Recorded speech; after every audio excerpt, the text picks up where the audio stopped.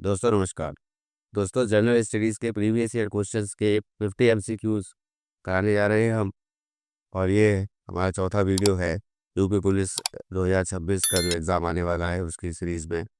तो जो भी क्वेश्चंस एक एग्ज़ाम में आते हैं, ज़रूरी नहीं वो एक ही एग्ज़ाम में आए, दूसरे एग्ज़ाम में भी आ सकते हैं जीएस के। तो आप लोग अच्छी तरह से चाहे भी किसी भी परीक्षा की तैयारी कर रहे हो, पूरा वीडियो ज़रूर देखिएगा। सभी इंपॉर्टेंट क्वेश्चंस है। तो स्टार्ट करते हैं। फर्स्ट है, किसमें ध्वनि की गति सर्वाधिक होती है? पानी में, बर्फ में, वायु में और इनमें से कोई नहीं। तो याद रखिएगा, ठोस में या सॉलिड में ध्वनि की गति सर्वाधिक होती है और एल्यूमिनियम में सर्वाधिक होती है, मैक्सिमम होती है। तो यहाँ पर जो ऑप्शन दिए गए हैं उसमें पानी, बर्फ, वायु या इनमें से कोई नहीं, तो उसका आंसर है बी, बर्फ में। नेक्स्ट आते हैं, निम्नलिखित में से वायुमंडल में कौन सी गैस नहीं पाई जाती है? ये क्वेश्चन बहुत बार हर एग्जाम में पूछा जाता है। तो वायुमंडल में नाइट्रोजन पाई जाती है, ऑक्सीजन पाई जाती है, हाइड्रोजन पाई जाती है, क्लोरीन नहीं पाई जाती है। तो आंसर इसका हो जाएगा क्लोरीन। नाइट्रोजन जो है वो 79%, ऑक्सीजन 21%, उसके बाद ऑर्गन होता है 0.9% और 0.04% CO2, कार्बन डाइऑक्साइड। इस तरीके से ये सीक्वेंस है, इसको याद रखिएगा। पहले नाइट्रोजन, फिर ऑक्सीजन, फिर ऑर्गन, फिर कार्बन डाइऑक्साइड। नेक्स्ट आते हैं, तारापुर में भारत का पहला परमाणु रिएक्टर स्थापित किया गया था, उसका नाम क्या था? तो तारापुर जो सबसे पहले न्यूक्लियर पावर स्टेशन बना 1969 में। तो तारापुर में जब ये न्यूक्लियर पावर स्टेशन जब बना था तो उससे पहले जो है अप्सरा, ये जो था पहला रिएक्टर था जो तारापुर में लगाया गया था। और ये 1956 में 1956 में ये पहला रिएक्टर था। उसके बाद जरीना आया था, स्पुतनिक, ये रशिया का है जो सैटेलाइट यान है। और दूसरा जो है आर्यभट्ट, ये पहली सैटेलाइट थी इंडिया की, 1975 में ये स्पेस में गई थी। नेक्स्ट आते हैं, इसका आंसर हो जाएगा ए, अप्सरा। नेक्स्ट आते हैं, निम्नलिखित में से कौन सी वेबसाइट तीन आयामी तरीके से किसी विशिष्ट जगह को व्यू और रिव्यू करने में मदद करती है? तो थ्री डायमेंशनल स्ट्रक्चर की वेबसाइट जो है, इसमें गूगल अर्थ दे रखा है, गूगल मेल दे रखा है, गूगल डेस्कटॉप दे रखा है, गूगल वीडियो प्लेयर दे रखा है। आंसर है इसका गूगल अर्थ। आप अगर गूगल अर्थ खोलेंगे वेबसाइट को तो उसमें पूरी पृथ्वी बन के आएगी और उसमें जो है वो थ्री डायमेंशनल होगी, तो किसी भी तरफ आप उसको मूव कर सकते हैं। तो ये थ्री डायमेंशनल का जो व्यू है, तो वो आप गूगल अर्थ वेबसाइट ये होती है जिसके त्रिआयामी आयामी तरीके से ये व्यू हो सकती है, रिव्यू हो सकती है। नेक्स्ट आते हैं, पानी का घनत्व अधिकतम होता है। पानी का घनत्व जो है वो 4 डिग्री सेंटीग्रेड पर अधिकतम होता है, इसको याद रखिएगा। पानी का जो न्यूनतम, वैसे इसको कहेंगे कि जो गलनांक है या मेल्टिंग पॉइंट है, वो 0 डिग्री सेंटीग्रेड होता है, 100 डिग्री सेंटीग्रेड बॉइलिंग पॉइंट होता है। और अगर हम -40 डिग्री ले लें, -40 डिग्री सेंटीग्रेड, तो याद रखिएगा डिग्री सेंटीग्रेड और डिग्री फ़ारेनहाइट -40 डिग्री पर दोनों बराबर होते हैं। ये बहुत बार क्वेश्चन पूछा गया है, इसको भी याद रखिएगा। और अगर आप सेंटीग्रेड से फ़ारेनहाइट में चेंज करना चाहते हैं तो C-0/100 कर दीजिए, इक्वल टू F-32/180 कर दीजिए। तो इस तरीके से जो है इसको हम निकालेंगे तो C = 5/9 F-32। ये सूत्र बन जाएगा, फॉर्मूला बन जाएगा। 32 डिग्री फ़ारेनहाइट 0 डिग्री सेंटीग्रेड के बराबर होता है और 100 डिग्री सेंटीग्रेड जो है ये 180 डिग्री फ़ारेनहाइट के बराबर होता है। नेक्स्ट आते हैं, सर्दियों के दौरान बर्फ़ में नमक डालने से बर्फ़ पिघलने लगती है।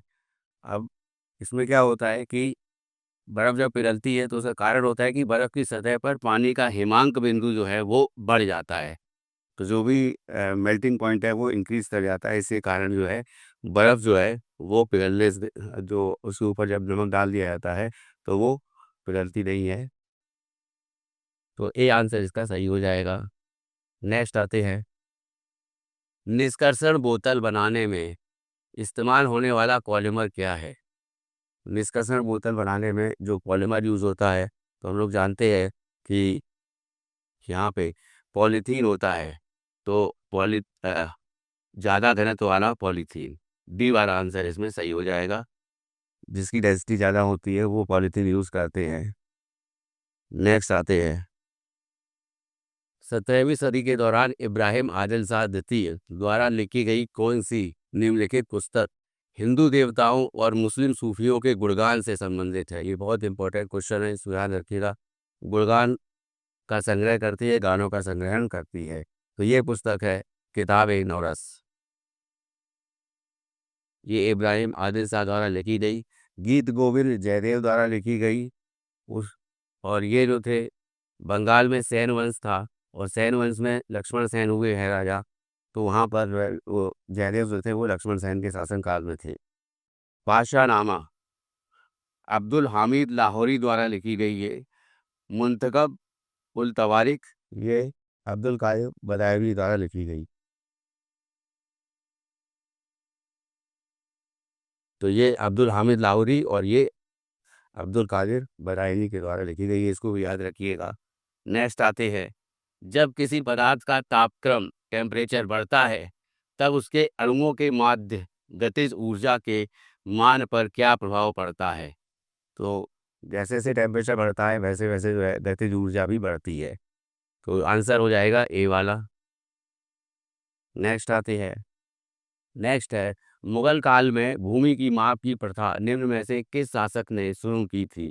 तो ये की थी शेरशाह सूरी ने। और शेरशाह सूरी जो है इसने जो स्टार्ट करी थी तो उसमें 32 गज बराबर एक सिकंदरी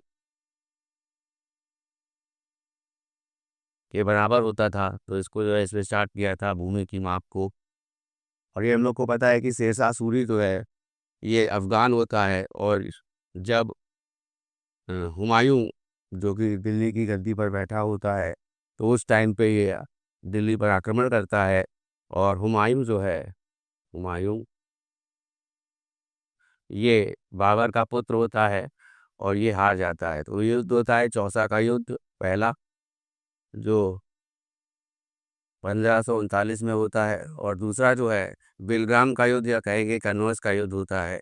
तो उसमें ये हार जाता है पूरी तरह, बिलग्राम या कन्नौज के युद्ध में जो हुमायूं होता है वो हार जाता है। और उसके बाद जो है सत्ता जो है दिल्ली की वो शेरशाह सूरी के पास आ जाती है। नेक्स्ट आते हैं, किस उपकरण का उपयोग मानचित्र पर दूरी मापने के लिए होता है? प्लेनोमीटर दे रखा है, क्रोनोमीटर दे रखा है, माइक्रोमीटर दे रखा है और ओपिसोमीटर दे रखा है। इसका आंसर है ओपिसोमीटर, डी वाला। तो ये ओपिसोमीटर कुछ इस तरीके से होता है और यहाँ पर जो है ये एक चरखी टाइप की लगी होती है। तो इसको जिस तरह से हम लोग मैप के ऊपर जो है आगे चलाया जाता है तो वैसे वैसे यहाँ पर ये जो माइल्स में या किलोमीटर्स में ये दूरी है वो ये दिखाता है। तो ये ओपिसोमीटर इसका राइट आंसर हो जाएगा। नेक्स्ट आते हैं, हल्दी घाटी का युद्ध इस वर्ष लड़ा गया? 1576 में हल्दी घाटी का युद्ध लड़ा गया अकबर और महाराणा प्रताप के बीच में। और ये युद्ध जो था ये एक तरह से निर्णायक युद्ध नहीं हुआ था। तो महाराणा प्रताप जो शासक थे अ, वो जो है मेवाड़ के शासक, तो अ, उनको जो है अकबर ने कभी हरा नहीं पाया था, इसको याद रखिएगा। 1526 में पानीपत का पहला युद्ध होता है जिसमें बाबर और इब्राहिम लोदी के बीच में युद्ध होता है और बाबर जो है वो जीत जाता है और मुगल सत्ता जो है वो काबिज हो जाती है दिल्ली सल्तनत अंत हो जाता है और दिल्ली में मुगल की जो अ, मुगल काल जो है वो स्टार्ट हो जाता है। या कह सकते हैं कि बाबर जो है मुगल काल की नींव डालता है। उसके बाद में अगर हम बात करेंगे 1526 कर 1576 में, तो 1576 में दूसरा पानीपत का युद्ध होता है। और इस युद्ध में 1576 में अकबर और हैमू के बीच ये युद्ध होता है। अकबर और अकबर का जो सेनानायक होता है वो मानसिंह होता है। अकबर वर्सेस हेमू के बीच में ये युद्ध होता है। उसी तरह से 1761 में तीसरा पानीपत का युद्ध होता है। अहमद शाह अब्दाली अहमद शाह अब्दाली या अब्दाली और ये मराठा के बीच में युद्ध होता है, मराठों के बीच में। तो इसमें आंसर हो जाएगा बी 1576। इन गुरु ने सिख समुदाय का एक अभिन्न अंग लंगर को बनाया, यानी लंगर प्रारंभ किया। तो हम लोग जानते हैं कि जब भी गुरु नानक जी की जयंती होती है तो लंगर खिलाया जाता है। जो भी गुरुद्वारे होते हैं वहाँ पे। तो लंगर प्रथा जो है इसको स्टार्ट की थी गुरु अमरदास ने। और इसी तरह से जो 10 गुरु हुए हैं, जो सिखों के 10 गुरु बोले जाते हैं, उसमें गुरु रामदास को याद रखिएगा, इन्होंने अमृतसर की नींव डाली। अमृतसर। और अमृतसर के बाद में इन्होंने वहाँ पर जो है अ, जो स्वर्ण मंदिर था उसको जो है इसको नींव डाली थी, उसको भी स्टार्ट करवाया था बनवाना। लेकिन उसके बाद में गुरु अर्जुन देव ने वहाँ पर जो है अमृतसर में जो गुरुद्वारा है उसको बनवाया था, स्वर्ण मंदिर को बनवाया था। नेक्स्ट आते हैं, विश्व प्रसिद्ध कोहिनूर हीरा खदान से प्राप्त हुआ था। तो कोहिनूर हीरा ये जो है गोलकुंडा की खदान से प्राप्त हुआ था। और गोलकुंडा जो है वर्तमान में ये कर्नाटक में ही है। और कोलार सोने की खान जो है वही थी। तो कोलार सोने की खान याद रखिएगा, एक तो कोलार सोने की खान, दूसरी खेतड़ी में राजस्थान में जो कॉपर की माइंस है, तांबा की तांबा की जो माइन है, तो उसका जो खनन होता है। तो ये दोनों माइंस जो हैं ये हड़प्पा काल से विद्यमान है। हड़प्पा काल से ये वहाँ पर मौजूद रही थी। तो हड़प्पा काल में भी थी। तो आंसर इसका हो जाएगा ए, गोलकुंडा।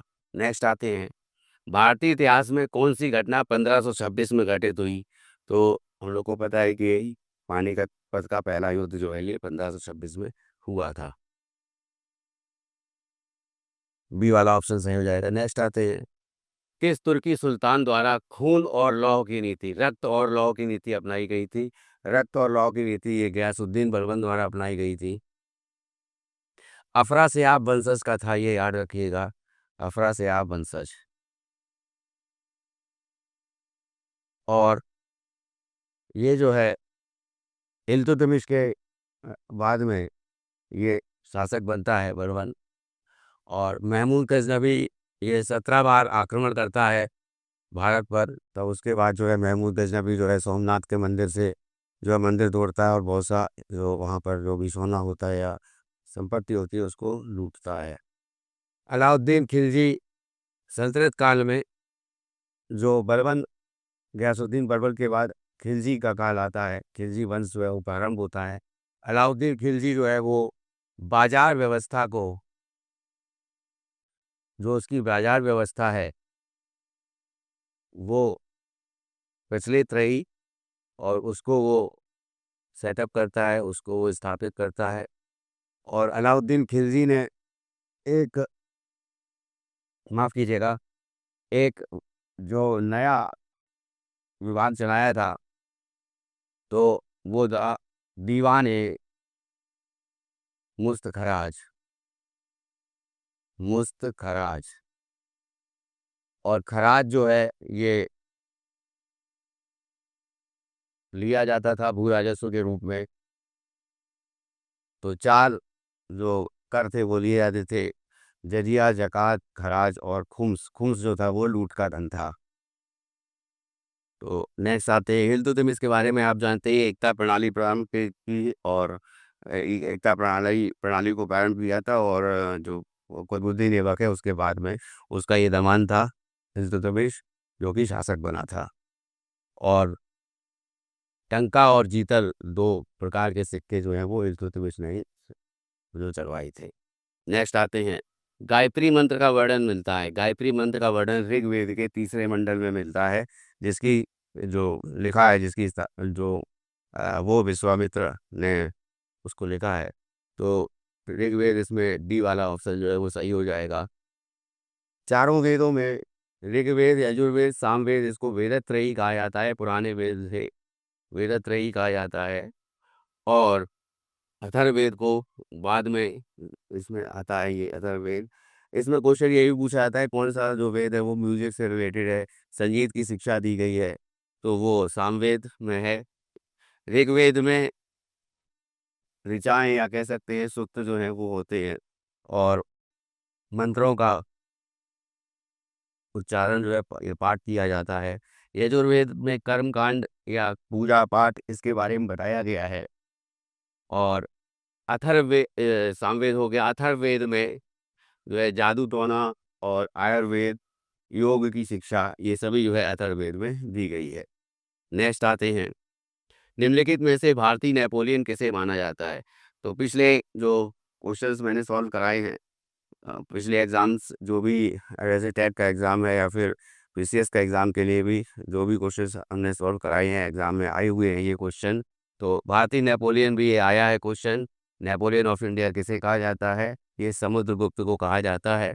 और यहाँ पे चंद्रगुप्त मौर्य दे रखा है, फिर अशोक, फिर हर्षवर्धन। इनके बारे में ज़्यादा मैं नहीं कहूँगा, क्योंकि पहले से भी जो क्वेश्चंस आए हुए हैं उसमें पूरा मैंने एक्सप्लेन किया है, उन वीडियोज़ को आप देख सकते हैं। अच्छा, समुद्रगुप्त को ये भी याद रखिएगा कि प्रयाग प्रशस्ति जो है वो हरिसेन ने लिखी थी समुद्रगुप्त के शासनकाल में। नेक्स्ट आते हैं यमुना नदी के तट पर दीन पनाह शहर की नींव किसने रखी थी। तो दीन पनाह की जो नींव रखी थी वो हुमायूं ने रखी थी। तो इसका आंसर हो जाएगा सी वाला। नेक्स्ट है छत्रपति शिवाजी किस मराठा घराने से संबंधित थे। देखिए, छत्रपति शिवाजी जो थे वो भोसले थे, जो कि नागपुर का घराना था। नागपुर और सतारा, सतारा का। सिंधिया ये ग्वालियर में हुए, ग्वालियर के में सिंधिया हुए। गायकवाड़ ये गुजरात में थे। और होलकर, ये जैसा कि हम लोगों को नाम भी पता है, अहिल्या बाई होलकर बहुत बड़ी रानी हुई हैं, वो मध्य प्रदेश में इंदौर में होलकर थे। नेक्स्ट आते हैं ब्रिटिश ईस्ट इंडिया कंपनी के परिसमापन और ब्रिटिश क्राउन को उसके कार्यों के हस्तांतरण के लिए कौन सा अधिनियम लाया गया था।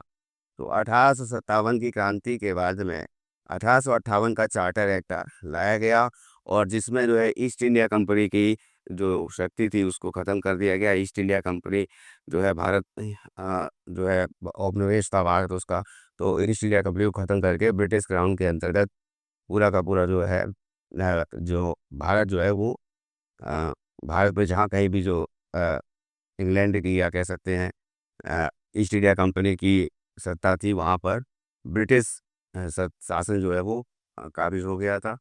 और ब्रिटिश सत्ता जो है ये उस टाइम पे 1858 का भारत सरकार अधिनियम, यहाँ पे ये क्वेश्चन में भारत सरकार अधिनियम ही लिखा गया है। चार्टर एक्ट होता है ये 1858 का। लॉर्ड कैनिंग को, जो कि अंतिम गवर्नर जनरल थे, वायसराय गवर्नर जनरल थे कैनिंग, उनको वायसराय बनाया जाता है। पहला पहला वायसराय, भारत के पहले वायसराय बनाए जाते हैं। और महारानी विक्टोरिया की यात्रा होती है यहाँ पर। और इलाहाबाद में ये जो दरबार है ये लगाया जाता है, जिसमें लॉर्ड कैनिंग को वायसराय बनाया जाता है, और जो सत्ता जो है ईस्ट इंडिया कंपनी से ब्रिटिश क्राउन के अधीन आ जाती है। नेक्स्ट आते हैं किस वायसराय के दौर में उच्चतम न्यायालय और सदर न्यायालय का उच्च न्यायालय हाई कोर्ट में विलय कर दिया गया था? मतलब जो सुप्रीम कोर्ट ऑफ कलकत्ता बना था उसको हटा करके जो कलकत्ता में, मद्रास में और बम्बई में 3 जगह में हाई कोर्ट की स्थापना की गई थी। ये की गई थी लॉर्ड कैनिंग के शासनकाल में। नेक्स्ट आते हैं, भारतीय स्वतंत्रता अधिनियम 1947 के संदर्भ में निम्नलिखित में से कौन सा वक्तव्य सही है? तो पहला जो है, ये यूनाइटेड किंगडम की संसद का एक अधिनियम है, तो ये सही है। यह अधिनियम का प्रमुख प्रावधान था कि ब्रिटिश भारत को 15 अगस्त 1947 से 2 नए और पूर्ण संप्रभुता संपन्न अधिराज्य भारत और पाकिस्तान में विभाजित करना। तो ये दोनों स्टेटमेंट जो हैं वो सही हैं। तो इससे आंसर हो जाएगा 1 और 2 दोनों सही पूछे गए हैं। कौन से सही स्टेटमेंट है? तो सी आंसर हो जाएगा 1 और 2 दोनों। भारत में लोसुंग या लोसांग त्योहार ज़्यादातर हर साल दिसंबर के महीने में मनाया जाता है। यह त्यौहार भारत के किस राज्य का सबसे महत्वपूर्ण त्यौहार है? लोसांग ये सिक्किम का त्यौहार है। नेक्स्ट आते हैं, स्वामी नारायण अक्षरधाम मंदिर एक हिंदू मंदिर है, परिसर है ये, और जो भारत में निम्नलिखित स्थानों पे कहाँ है? तो सभी को पता है, ये दिल्ली में है। पुराना अक्षरधाम मंदिर इससे पहले जो है अहमदाबाद में बना हुआ है, लेकिन ये सबसे बड़ा मंदिर है। जो स्वामीनारायण अक्षरधाम का मंदिर दिल्ली में है। नेक्स्ट आते हैं, भारत में भरतनाट्यम नृत्य के या की के एक शास्त्रज्ञ हैं। तो भरतनाट्यम नृत्य जो हैं वो इनमें से कौन भरतनाट्यम नृत्य करती हैं या करते हैं? तो सोनल मानसिंह जो हैं ये भरतनाट्यम की हैं, और मल्लिका साराभाई, पंडित बिरजू महाराज, उदय शंकर ये नहीं है। तो आंसर इसमें ए हो जाएगा। नेक्स्ट आते हैं, उड़ीसा में से प्रारंभ एक प्राचीन लोक नृत्य है। तो ये इस तरह से ये लोक नृत्य जो है किया जाता है उड़ीसा में। यहाँ पर ये एक मिट्टी की जो है सुराही या कह सकते हैं कि बर्तन इस तरह से बनाया जाता है, और उसके बाद जो लोग जो हैं वो इस नृत्य को करते हैं, और ये घुमरा बोला जाता है। घुमरा, घूमर से इसको बिल्कुल ही मत समझिए। घूमर जो है वो राजस्थान का है, और घुमरा ये उड़ीसा का नृत्य है। पुलिकली, पुलिकली ये केरल का है। राउत नाच ये छत्तीसगढ़ का है, और छत्तीसगढ़ का, और डालू कुनीता, डालू कुनीता ये कर्नाटक का है। नेक्स्ट आते हैं, बगरू में हाथ की छपाई के प्रसिद्ध केंद्रों में से एक है। देखिए बगरू जो है वो जयपुर में एक नगर पालिका है, और राजस्थान में जो भी साड़ियाँ बनती हैं या फिर जो भी चद्दरें आप देखो चद्दर बनती है, तो चद्दर में जो भी एक तरह से जो छपाई करी जाती है तो हाथ की छपाई होती है। इस तरीके से जैसे लोग मेहंदी लगाते हैं तो उस तरह से इसकी छपाई, मेहंदी की भी छपाई करते हैं। तो ये इसको जो है बगरू में ये होती है, और बगरू जो है ये नगर पालिका है अभी जयपुर में। तो इसको भी याद रखिएगा, बहुत इंपॉर्टेंट क्वेश्चन है। नेक्स्ट आते हैं, महाराष्ट्र में पोला त्योहार में किस जानवर की पूजा की जाती है? पोला त्योहार जो है इसमें बैल की पूजा करी जाती है, वृषभ की, महाराष्ट्र में। तो ये इस तरह से ये पूजा देखिए महिला कर रही है, तो बैल की पूजा की जाती है, इसको याद रखिएगा। पोला त्योहार ये बहुत ही महत्व जो विख्यात त्योहार है वहाँ पर महाराष्ट्र में। नेक्स्ट आते हैं, निम्नलिखित में से नृत्य का कौन सा प्रकार असम से संबंधित है? नौटंकी ये उत्तर प्रदेश में होती है, उत्तर प्रदेश का जो नृत्य है। कथकली, कथकली जो है ये केरल में होती है, और केरल का नृत्य है कथकली होता है। और बिहू जो है, बिहू ये असम का है। गरबा ये गुजरात में होता है। नेक्स्ट आते हैं, कौन सा महासागर अधिकतम निमग्न द्वीपों से बना है? निमग्न द्वीप मतलब जो है कि ऐसे द्वीप जो डूबे हुए हैं, और वो ज़्यादातर जो है ऐसे द्वीप जो हैं वो प्रशांत महासागर में पाए जाते हैं। ये इसका आंसर सही हो जाएगा। नेक्स्ट है, संविधान के किस अनुच्छेद में पर्यावरण की रक्षा और संरक्षण से संबंधित प्रावधान दिए गए हैं? तो अनुच्छेद 40, 48 का, अनुच्छेद 45, अनुच्छेद 50 का यहाँ पे आंसर है इसका अनुच्छेद 48 का। बी वाला इसमें सही हो जाएगा। इससे पहले भी हम बाकी अनुच्छेदों के बारे में चर्चा कर चुके हैं। तो जैसे 40 जो है वो पंचायती राज से संबंधित है, और 45 जो है शिक्षा से संबंधित है, और 50 जो है वो न्यायपालिका का कार्यपालिका से पृथक्करण है। नेक्स्ट आते हैं, जब पृथ्वी पूरब से पूरब की तरफ घूमती है, पश्चिम से पूरब की तरफ घूमती है, तो पूर्वी जगहों का स्थानीय समय क्या होगा? तो देखिए इसको समझ लीजिए जरा। मान लीजिए ये ग्रीनविच मीन टाइम है, 0 डिग्री है। यहाँ पर जो है ये बूम यहाँ से जो है ये 0 डिग्री देशांतर गई है, और जीएमटी इसको बोला जाता है लंदन में, ग्रीनविच मीन टाइम। अब यहाँ पर 12 बजे हुए हैं रात के, मान लीजिए, और जैसे जैसे हम पीछे जाएंगे वैसे वैसे जो है यहाँ पर माइनस में समय होता जाएगा, यानी इससे पहले का समय होता जाएगा। तो जैसे जैसे पश्चिम में जाएंगे तो पहले होता जाएगा, और पूरब में जाएंगे तो बढ़ता जाएगा, प्लस होता जाएगा। तो जैसे जैसे 0 डिग्री से 1 डिग्री 2 डिग्री इस तरह से आने पड़ेगा, तो इधर माइनस में होगा 99 डिग्री इस तरह से। तो ये जो है यहाँ पे कह सकते हैं कि ये पश्चिम की तरफ जो है, पूरब की तरफ जो है ये समय बढ़ता है, और पश्चिम की तरफ ये कम होता है। तो भारत का समय जीएमटी प्लस 5.5 है, प्लस 5.5 घंटे। तो जैसे मान लीजिए 2 बजा है, मान लीजिए रात के 2 PM हो रहा है, या फिर दोपहर का 2 बजा हुआ है अगर लंदन में या ब्रिटेन में, तो उस समय जो है 2 में 5.5 घंटे ऐड करेंगे, तो 7:30 जो है वो शाम के 7:30 बजे होंगे भारत में। और तो इसमें पश्चिमी स्थानों के स्थानीय जगहों से पीछे, तो पश्चिमी स्थानों जो हैं उससे पीछे होगा कि पश्चिमी स्थानों के स्थानीय जगहों से आगे। तो ये पश्चिम मान लीजिए हो गया, तो पश्चिम से ये, अगर इन्होंने पूछा है पूर्वी जगहों का स्थानीय समय क्या होगा, तो पूरब की तरफ घूमती है, पश्चिम से पूरब की तरफ जब घूम रही है तो इस तरफ जो है ये मान जो है आगे जाएगा। तो पश्चिमी स्थानों के स्थानीय जगहों से आगे की तरफ जाएगा ये। तो यहाँ पे पश्चिम है तो उससे आगे की तरफ।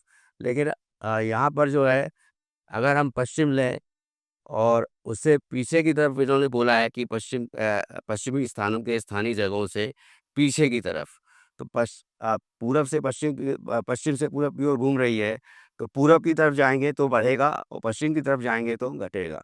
तो यहाँ पे जो हो जाएगा कि पश्चिमी स्थानों के स्थानीय जगहों से पीछे, ये बी वाला आंसर इसमें सही हो जाएगा, पश्चिमी स्थानीय जगहों से आगे। तो यहाँ पे इस तरफ पश्चिम है, जैसा कि हम लोग को पता है, इस तरफ ईस्ट होता है, इस तरफ वेस्ट होता है, ऊपर नॉर्थ होता है, नीचे साउथ होता है। तो ईस्ट की तरफ बढ़ रहे हैं तो बढ़ रहा है जगह, तो समय जो है वो आगे बढ़ रहा है।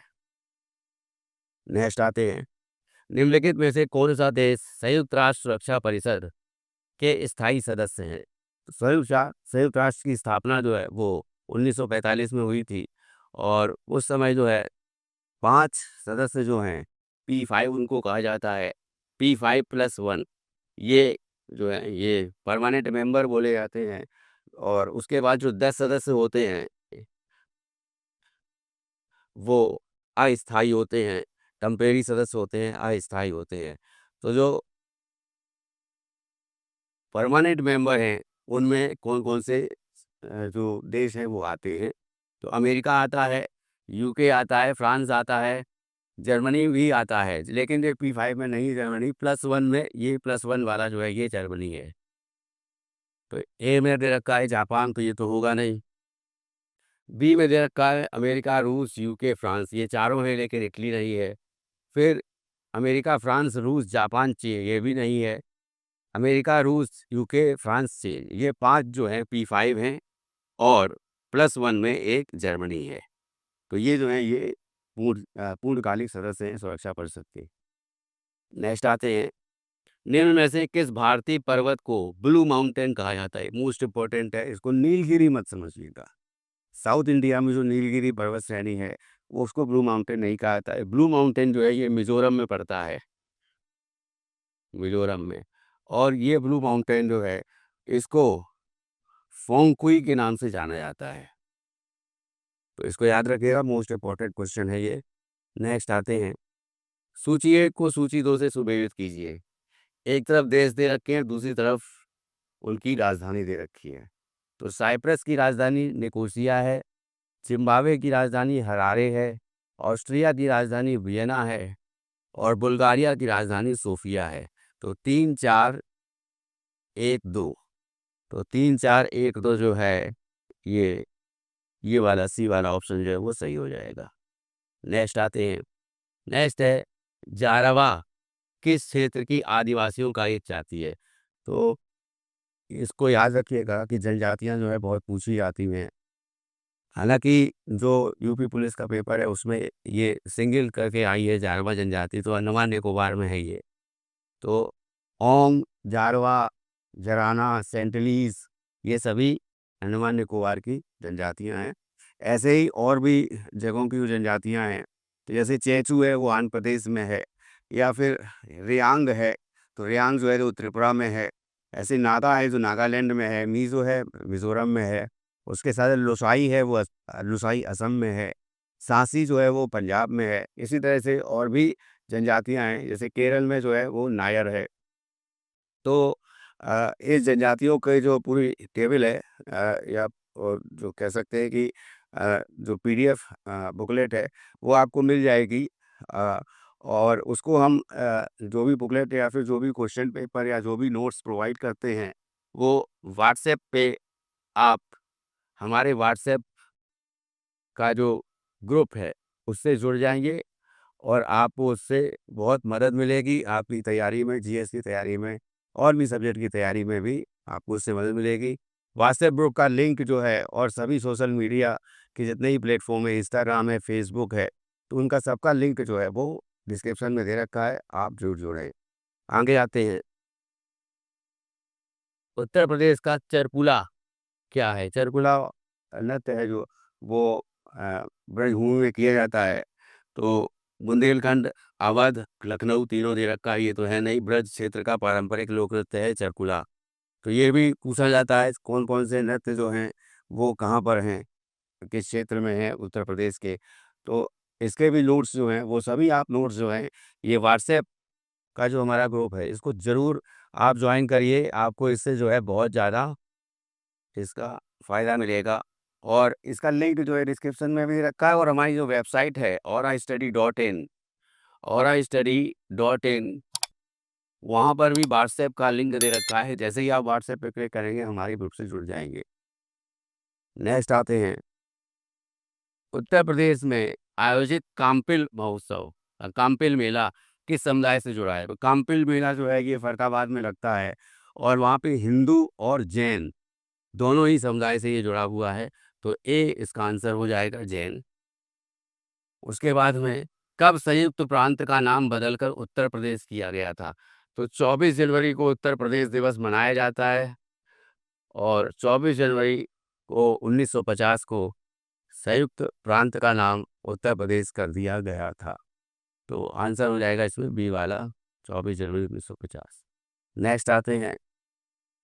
काला नमक चावल की किस्म को एक जिला एक उत्पाद योजना के तहत उत्तर प्रदेश के किस जिले से उत्पाद के रूप में चुना गया है।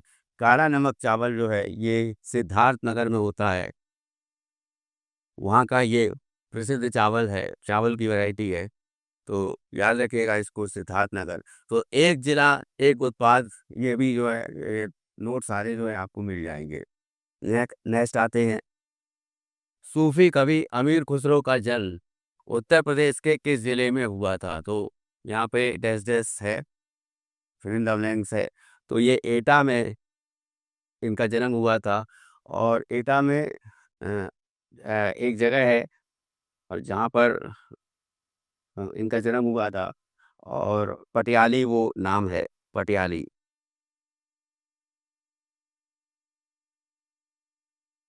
नेक्स्ट आते हैं। बहू बेगम का मकबरा उत्तर प्रदेश में स्थित है। बहू बेगम का मकबरा ये फैजाबाद में है। तो जो शुजाउद्दौला थे, जो अवध के नवाब थे, उनमें शुजाउद्दौला भी नवाब रहे, उनकी पत्नी का नाम बहू बेगम था और ये मकबरा जो है ये फैजाबाद में स्थित है उत्तर प्रदेश में। नेक्स्ट आते हैं। सूची 1 को सूची 2 से सुमेलित कीजिए। एक तरफ देश दे रखते हैं, दूसरी तरफ जो है उन मुद्राएं दे रखी हैं। तो जापान की मुद्रा हम लोग को पता है येन है। ईरान की मुद्रा रियाल है। सऊदी अरब की मुद्रा रियाल है। इज़राइल की मुद्रा न्यू शेकेल है। भूटान की मुद्रा न्यू गुल्ट्रम है। और अ, भूटान के साथ-साथ म्यांमार की मुद्रा भी ज़्यादातर पूछी जाती है, जो कि अ, क्यात है। तो इसमें हो जाएगा 2, 3, 4, 1, 2, 3, 4, 1, ये डी वाला ऑप्शन जो है ये सही हो जाएगा।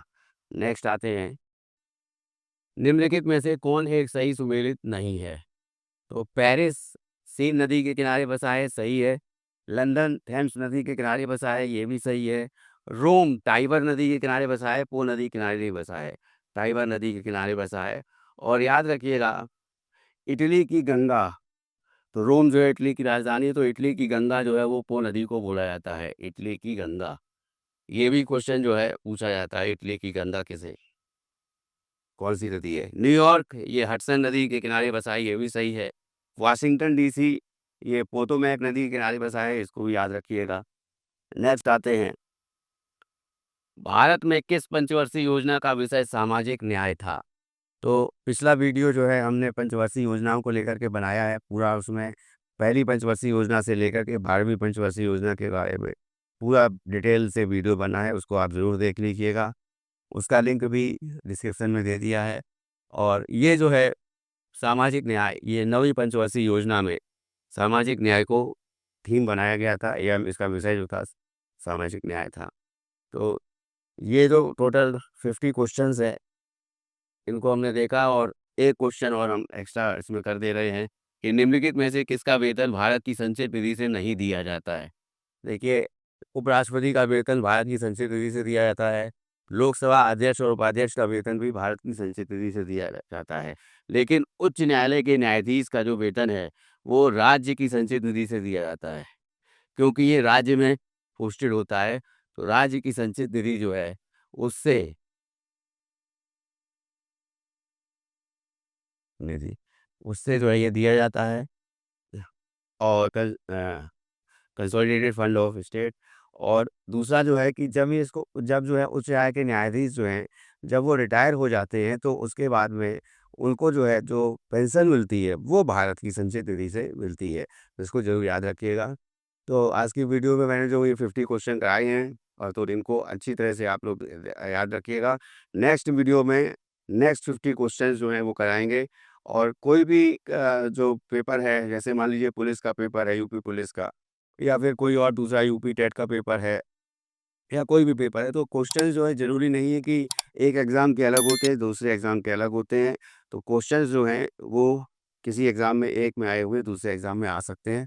तो सभी क्वेश्चन इम्पोर्टेंट हैं, इसलिए आपसे फिर से निवेदन है कि जितना भी जो वीडियो मैं अपलोड करता हूँ उसको पूरा ज़रूर देखें। आपकी तैयारी में ये बहुत ज़्यादा मदद करेगा और आपको सक्सेस दिलाएगा। धन्यवाद।